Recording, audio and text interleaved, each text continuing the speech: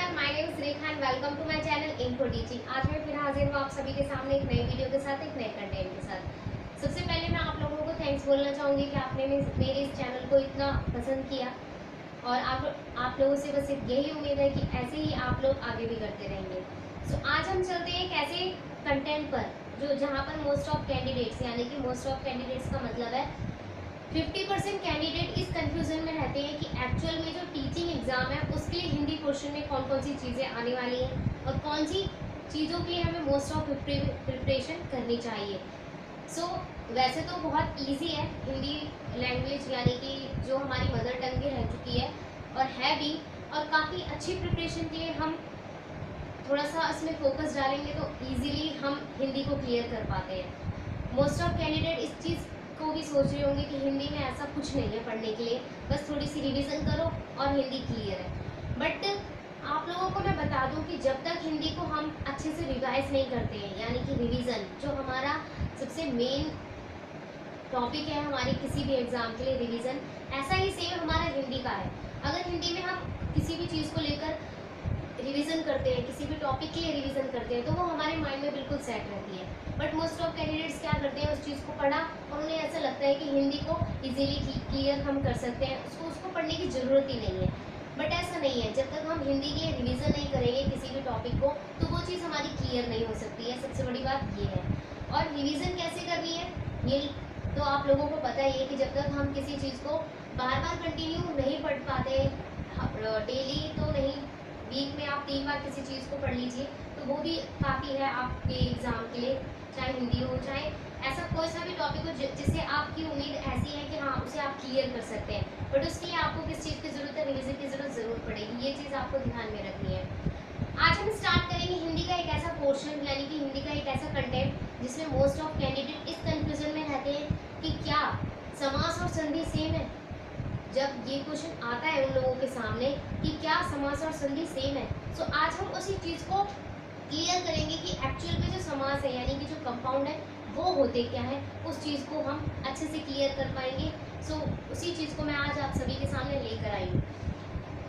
आज हम पढ़ेंगे समास के बारे में, यानी कि कंपाउंड के बारे में, कि कंपाउंड समास होते क्या है और कौन कौन सी चीज़ों से संबंध रखते हैं, यानी कि रिलेटेड है।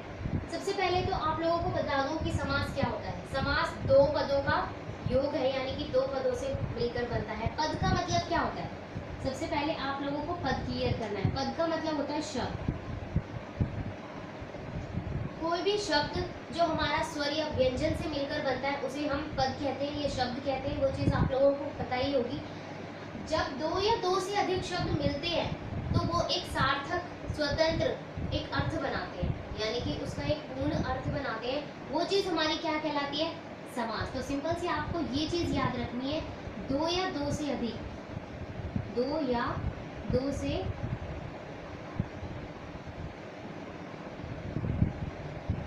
अधिक पद मिलकर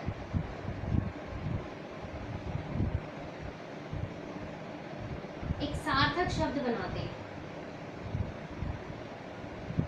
शब्द या अर्थ बनाते हैं, उस चीज़ को समास कहा जाता है। सो ये चीज़ आपको अच्छे से क्लियर रखनी है, अपने माइंड में सेट करना है इस चीज़ को कि समास एक्चुअल में होता क्या है।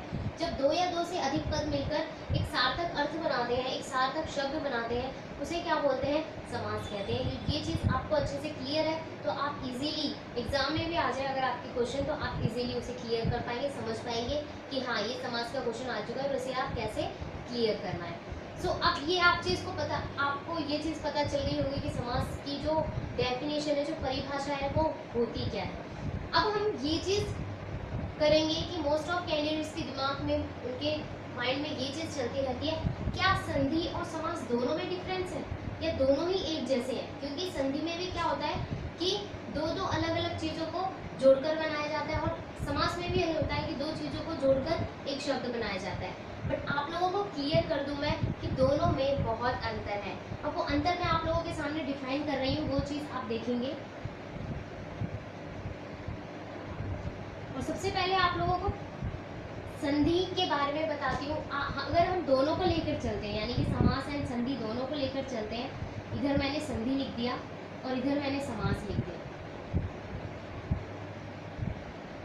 अब अब इन दोनों के अकॉर्डिंग अगर हम इसको क्लियर करते हैं, इसको वेरीफाई करते हैं कि ये चीज़ कैसे है, कैसे क्लियर करनी है समास को, वो चीज़ देखिए। संधि में क्या होता है कि संधि के अंदर दो ध्वनियों का मेल होता है। ध्वनि आप लोग जानते होंगे, ध्वनि का मतलब होता है कोई भी स्वर या व्यंजन का कोई वर्ण, वो मिलकर क्या बनाता है, हमारा संधि बनाता है। तो सिंपल इसके अंदर क्या होगा कि दो ध्वनियों का मेल होता है, दो ध्वनियों का मेल होता है संधि के अंदर। बट समास में अभी आपको मैंने डिफाइन किया था कि इसमें दो पदों का मेल होता है।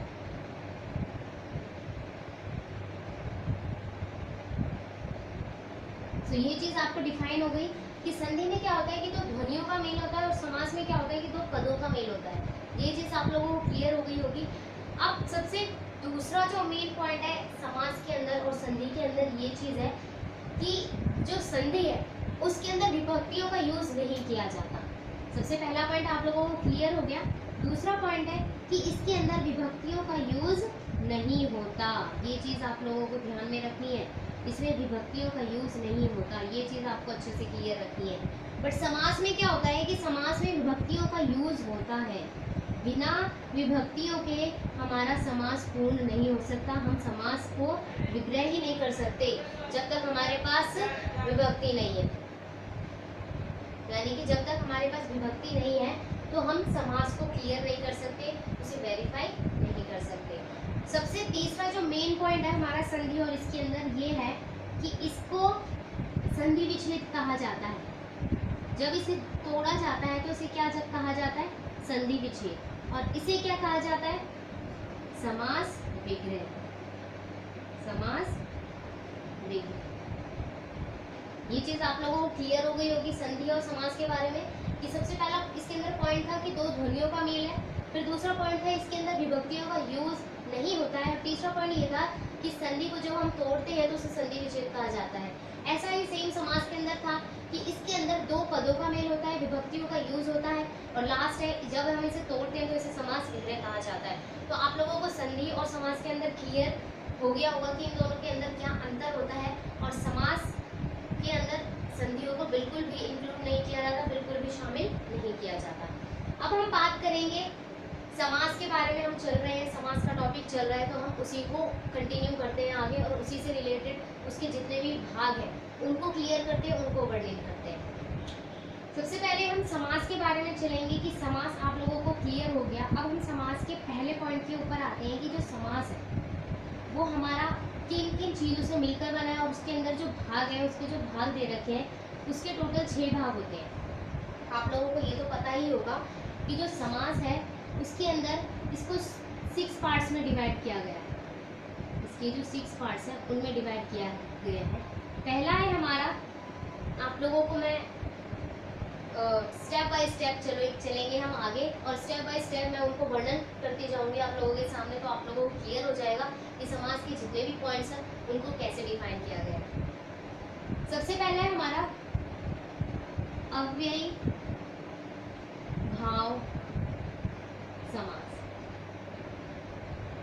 अब अव्ययी भाव समास क्या होता है, मैंने आप लोगों को बताया था कि जो हमारा समास है वो 2 पदों से मिलकर बना है। तो इसका मतलब ये है कि जितने भी हम 6 पार्ट्स हैं समास के, सबके अंदर पदों का ही मेल आप लोगों के सामने आएगा कि बिना पद के कोई भी जो भाग है यानी समास के जो भाग है उनको वर्णित नहीं किया जा सकता। सब हर किसी के अंदर पदों का यूज होगा, पदों का उपयोग होगा।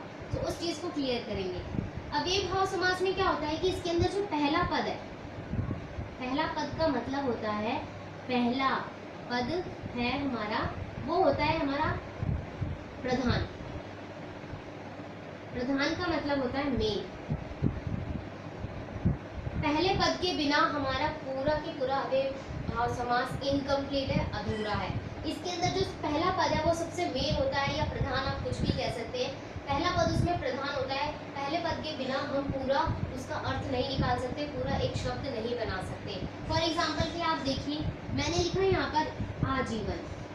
आजीवन, अगर मुझे ऐसा बनाना है कोई शब्द आजीवन बनाना है, क्या मैं आ के बिना आजीवन बना सकती हूँ? आप लोगों को ये तो पता चल गया होगा कि मैं आ के बिना आजीवन नहीं बना सकती।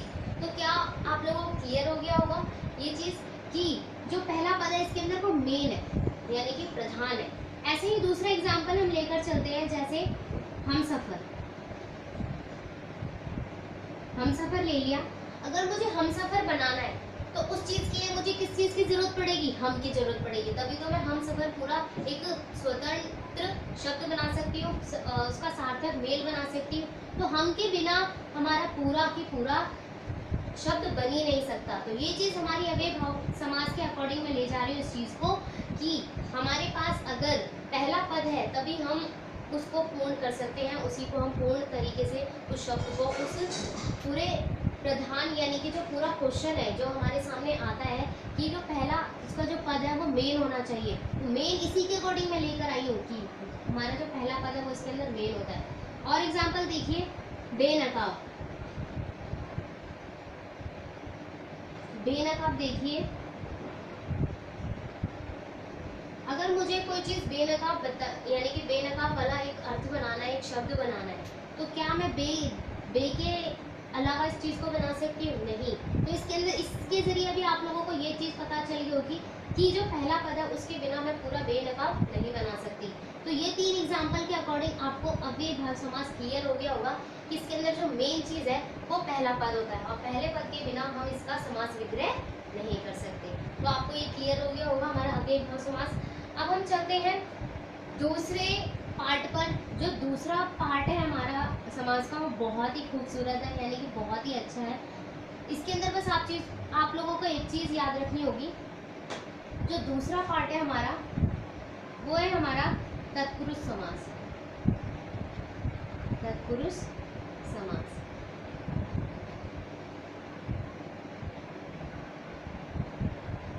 तत्पुरुष समास है हमारा दूसरा पार्ट। ये चीज आप लोगों को क्लियर रखनी है कि कौन कौन से पार्ट को हम कंटिन्यू करते जा रहे हैं, ध्यान में रखिएगा। तत्पुरुष समास में क्या होता है कि सबसे मेन जो चीज होती है इसके अंदर विभक्तियां होती है। मैंने आप लोगों को जब मैंने संधि और समास का जो विग्रह यानी कि जो अंतर बताया था उसमें मैंने ये बताया था कि जो समास है वो बिना विभक्तियों के नहीं हो सकता, तो वो चीज इसके अंदर आती है। अब ये देखिए कैसे आती है। तत्पुरुष समास जो हमारा किससे रिलेटेड है? विभक्तियों से रिलेटेड है।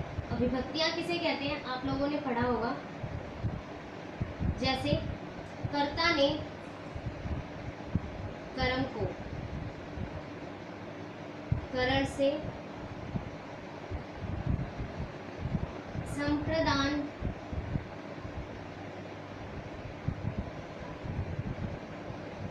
के लिए आपादान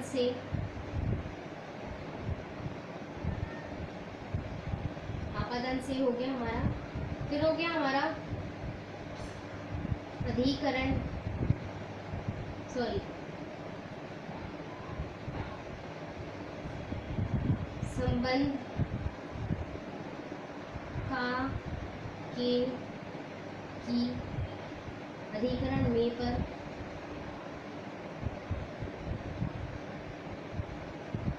पर और अंतिम होता है हमारा संबोधन यानी कि हेयर। तो ये सारी हमारी विभक्तियां हैं, ये चीज आप लोगों को पता है।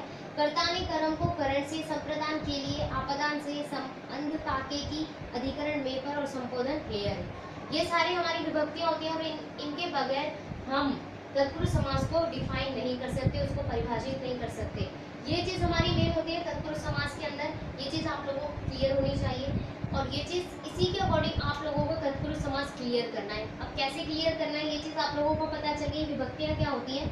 अब विभक्तियों के बाद मैं इस तत्पुरुष समास को क्लियर करती हूँ कि जो तत्पुरुष समास है वो क्या होता है। तत्पुरुष समास में जो दूसरा पद है वो हमारा प्रधान होता है। प्रधान अभी आप लोगों को मैंने मतलब बताया था, प्रधान का मतलब होता है मेन। जो मेन चीज है वो हमारी दूसरा पद के अंदर होती है। दूसरे पद के अंदर जो मेन चीज छुपी हुई है वो दूसरे पद में आती है। अब जैसे देखिए, और एक और चीज थी इसके अंदर, दूसरा पद इसके अंदर प्रधान हो गया और विभक्ति, दोनों का यूज हम करेंगे और देन जाके हम तत्पुरुष समास को क्लियर करते हैं। एग्जाम्पल लिया मैंने राजपुत्र। राजपुत्र ये पूरा एक शब्द है राजपुत्र। जब मैं इसका समास विग्रह करूंगी तो क्या बनेगा? राजा का पुत्र। तो सबसे मेन जो इसके अंदर दूसरा पद प्रधान था, ये चीज मैं लेकर आ गई हूँ। जो सबसे मेन चीज है वो हमारा पुत्र है, और इसके अंदर विभक्तियों का यूज देखो यहाँ पे हो चुका है, यानी कि राजा का पुत्र। आप लोगों को क्लियर हो गया इस चीज से। ऐसे ही बहुत सारे एग्जाम्पल आपको सामने, राजमहल हो गया, एग्जाम्पल ले लीजिए आप, राजमहल यानी कि राजा का महल, इसको भी हम समास विग्रह करेंगे तो क्या होगा, राजा का महल। ऐसे ही तत्पुरुष समास में बहुत सारे एग्जाम्पल आप लोग पढ़ चुके होंगे, या बहुत सारे एग्जाम्पल के अकॉर्डिंग आपको तत्पुरुष समास क्लियर करना है, उसे अच्छी तरीके से रिवाइज करना है कि विभक्तियों के यूज से हमारा जो तत्पुरुष समास है वो डिफाइन होता है। सो ये चीज आपको क्लियर हो गई होगी। अब चलते हैं हमारे जो नेक्स्ट है, जो नेक्स्ट हमारा समास है वो बहुत ही सुंदर है, बहुत ही अच्छा है, उस चीज को क्लियर करते हैं हम।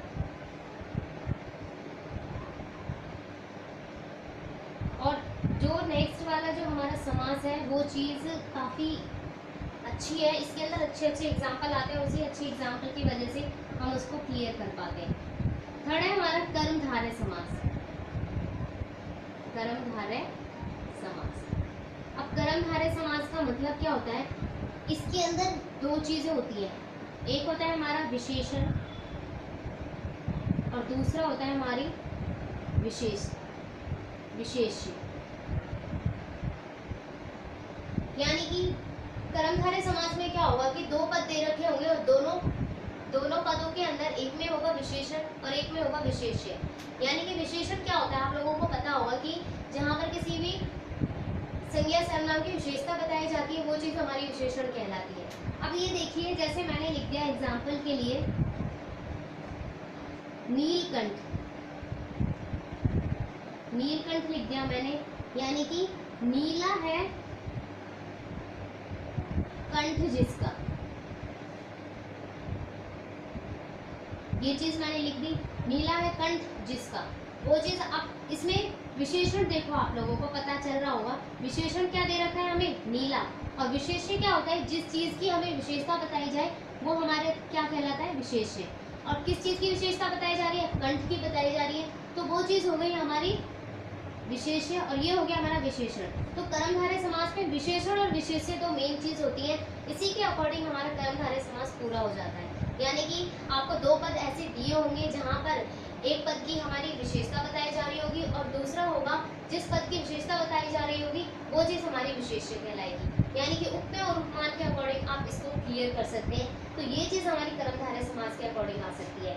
अब एग्जाम्पल आप दूसरा ले सकते हैं, पीताम्बर। पीताम्बर यानी कि पीले है वस्त्र जिसके, यानी कि अब उसके अंदर भी क्या विशेषता बताई जा रही है, पीला, यानी कि उसके वस्त्र कैसे हैं, पीले, तो वो भी एक विशेषता के अकॉर्डिंग बताई जा रही है। तो और विशेष्य यानी कि किस चीज की विशेषता बताई जाती है, जा रही है, कपड़ों की, वस्त्रों की बताई जा रही है, तो वो चीज हमारी विशेष्य हो जाएगी। तो ये चीज आपको क्लियर हो गई होगी कि एक चीज कर्मधारय में क्या आएगी कि विशेषण और दूसरे में क्या आएगा, विशेष्य। इन दोनों के जरिए हम कर्मधारय समास को अच्छे से डिफाइन कर सकते हैं, अच्छे से क्लियर कर सकते हैं। अब हम चलेंगे नेक्स्ट पर। नेक्स्ट हमारा जो पार्ट है समास का काफ़ी अच्छा है और काफ़ी इजी है, मैं उसे सबसे ज़्यादा इजी मानती हूँ क्योंकि मुझे सबसे इजी लगता है वो द्विगु समास। सॉरी,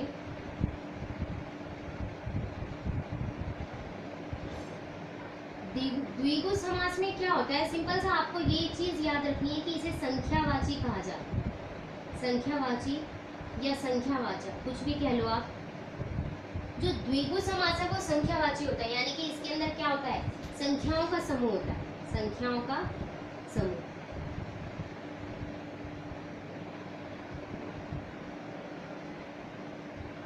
अब एग्जाम्पल के लिए देखिए, त्रिशूल हो गया हमारे सामने, यानी कि जिसके अंदर 3 शूल होते हैं वो चीज त्रिशूल हो गई। चौराहा, 4 राहों वाला। चारपाई, जिसके 4 पैर होते हैं वो चारपाई, यानी कि जिसके सबसे पहले पद के अंदर क्या लगा रहता है, संख्या लगी रहती है, वो चीज हमारी क्या कहलाती है, द्विगु समास के अकॉर्डिंग कहलाती है। और सबसे सुंदर और सबसे अच्छा और सबसे इजी समास मुझे यही लगता है, क्योंकि इसके अंदर सिंपल सी बात हमें याद रखनी है कि इसके अंदर संख्यावाची होती है, और अगर आपके एग्जाम में ये चीज़ आती है तो आप इजीली से डिफाइन कर सकते हैं, इजीली से अच्छे से समझ सकते हैं कि कौन सा हमारा समास द्विगु समास के अकॉर्डिंग आता है और कौन सा अदर के अकॉर्डिंग आता है। तो ये चीज़ आप लोगों को क्लियर हो गई होगी कि द्विगु समास में कौन कौन सी चीज़ें आती हैं। अब हम बात करेंगे नेक्स्ट, हमारा जो समास है वो भी काफ़ी इजी है और काफ़ी अच्छा है, और उसे कहा जाता है द्वंद्व समास।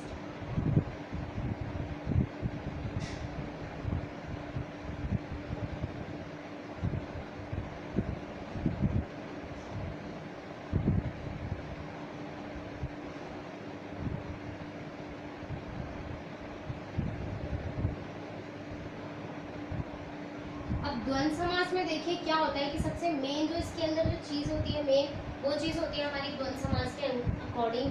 सबसे पहले तो इसके अंदर आपको एक चीज़ याद रखनी है कि इसके अंदर योजक चिन्ह होता है। योजक का मतलब होता है ये चीज़, योजक चिन्ह है। ये चीज़ हमारे दोनों पदों को जोड़ती है, जैसे राजा रानी। अब मैंने ये लिख दिया राजा रानी, और इसके बीच में मैंने योजक चिन्ह लगा दिया, यानी कि इन दोनों पदों को क्या जोड़ रहा है, योजक चिन्ह जोड़ रहा है। इसे हम योजक चिन्ह कहते हैं। ये चीज याद रखना आप लोगों, योजक चिन्ह बोलते हैं इसे।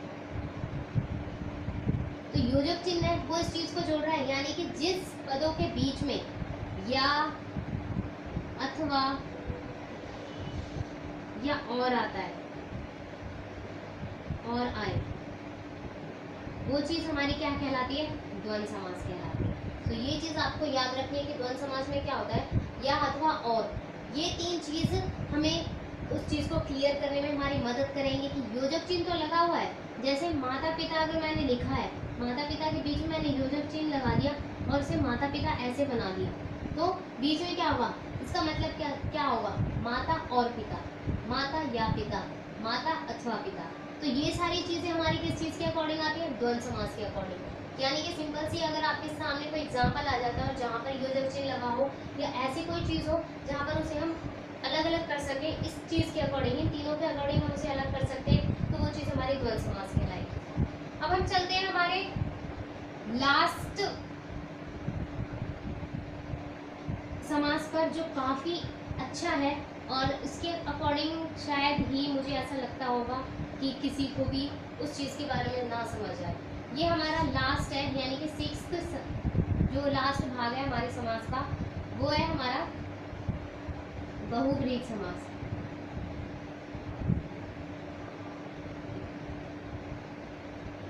अब बहुब्रीहि समास क्या होता है ये देखिए। सबसे पहले आपको बहुब्रीहि समास के बारे में मैं क्लियर करना चाहूँगी कि सबसे पहले तो हमने एक चीज़ पढ़ी थी कर्मधारय समास के अकॉर्डिंग कि उसके अंदर विशेषता और विशेष्य होता है, बट इसके अंदर क्या होता है कि यहाँ पर दोनों पद होते हैं, दो पद किसी तीसरे की तरफ इशारा करते हैं, किसी तीसरे पद की विशेषता बताई जाती है। इसके अंदर क्या तीसरे पद की विशेषता बताई जाती है। आप लोगों को कर्मधारय और बहुब्रीहि समास में एग्जाम्पल होंगे, उदाहरण होंगे, वो सेम ही मिलेंगे, बट सिंपल सी बात ये चीज़ रखिए कि यहाँ पर दोनों पद मिलकर किसी तीसरे पद की ओर इशारा करेंगे, वो चीज़ हमारी बहुब्रीहि समास कहलाती है। जैसे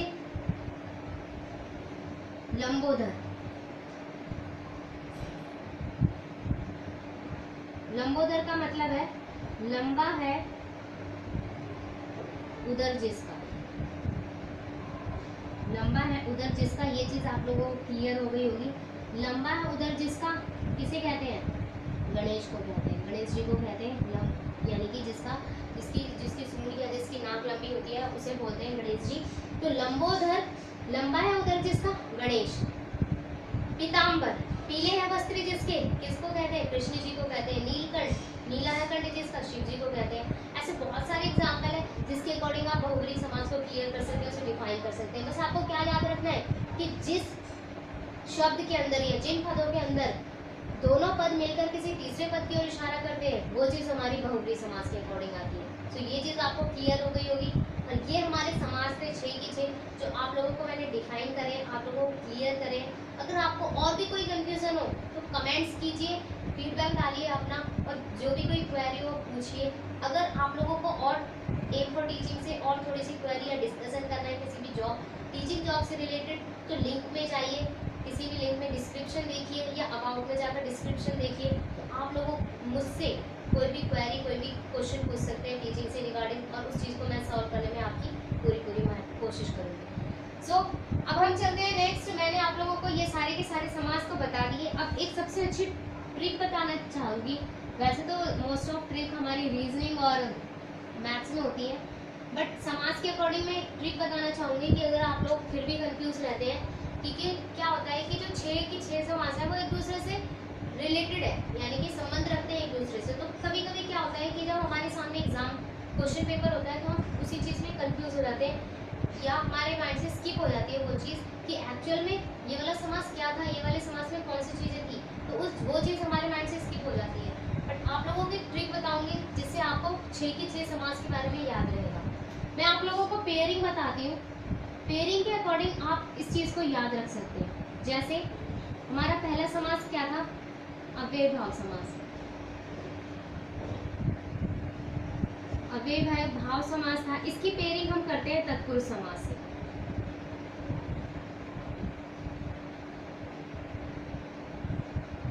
ठीक है, यानी कि इन दोनों की अगर पेयरिंग की तो अव्ययभाव समास में क्या था कि पहला पद प्रधान था और तत्पुरुष समास में दूसरा पद प्रधान था। बस इसके अंदर एक चीज रिलेटेड हो जाती है, यानी कि एक चीज इसके अंदर जुड़ जाती है कि इसके अंदर विभक्ति आ जाती है। तो ये चीज हो गई। सेकंड है हमारा कर्मधारय और बहुब्रीहि। ये दोनों, इन दोनों की पेयरिंग काफी अच्छी है। कर्मधारय में क्या होता है, विशेषण और विशेषता होती है, और इसके अंदर क्या होता है, किसी तीसरे पद की ओर इशारा किया जाता है, बट दोनों के एग्जाम्पल सेम होते हैं। ये चीज आपको याद रखना है कि दोनों के जो उदाहरण होते हैं वो सेम होते हैं, और दोनों सेम होते हैं। इसके अंदर बस तीसरे पद की ओर इशारा हो जाता है, यानी कि उसका मीनिंग डिफाइन हो जाता है, और इसके अंदर क्या होता है, उसकी विशेषता निकल कर आती है। तो ये चीज हो गई। लास्ट था हमारा द्विगु, और एक था हमारा द्वंद्व। इन दोनों की पेयरिंग में ये है कि ये संख्यावाची है और इसके अंदर योजक चिन्ह होता है। तो ये इन तीनों को मैंने पेयरिंग वाइज आपको बता दिया है, तो आपको इजीली डिफाइन करने में, उसको क्लियर करने में कोई मुश्किल का काम नहीं है मेरे हिसाब से। तो आप ऐसे याद करेंगे पेयरिंग बना के, तो आपको इजीली क्लियर हो जाएगा कि एक्चुअल में जो समास है वो 6 की 6 किस चीज़ से रिलेटेड है, क्या चीज़ है। सो ये थे हमारे समास से रिलेटेड टॉपिक था आज, जो मैंने क्लियर कर दिया है। अगर आपको अच्छा लगे, अच्छा फीडबैक देना। अगर आपको थोड़ा सा बुरा लगे या कोई क्वेरी हो या कोई चीज़ आपको पूछनी है, तो वो चीज़ आप कमेंट के द्वारा पूछ सकते हैं। तो सबसे पहले मैं बस आप लोगों से ये चाहूँगी कि प्लीज़ इन वीडियोस को जितना हो सके उतना शेयर करें, लाइक करें, अपने फ्रेंड्स को, रिलेटिव्स को, जो भी टीचिंग से रिलेटेड है, जो भी हिंदी पोर्शन से या इन वीडियो से रिलेटेड है, उनको शेयर कीजिए, उनको बताइए इस चीज़ के बारे में, ताकि वो भी बेनिफिट पा सके इस चीज़ का। So thanks for watching and subscribe करना ना भूलिए इस चैनल को। Thank you.